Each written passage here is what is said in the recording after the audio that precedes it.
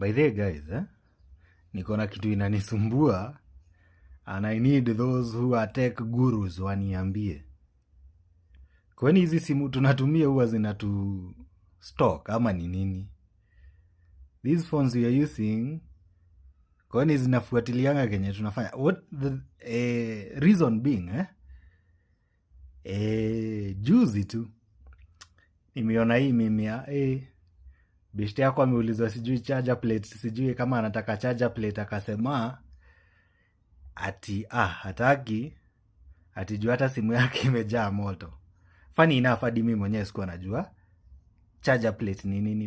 Nika go through the comments, nikaona charger plate nini sahani. Okay, so now the most weird part, mimi kuenda kwa Chrome nikapita hiyo kitu, alafu nikakuwa curious. Hapana, unajua Kenya wanaweza kuwa wananipima. Nikakuwa curious after nimepita hiyo post, alafu nikaenda Chrome, nikasema wacha nione charger plate ni nini.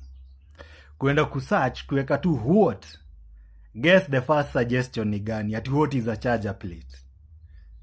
Mwaka nikashindwa, hizi simu kwani zinatu stock ama ni nini? What is happening?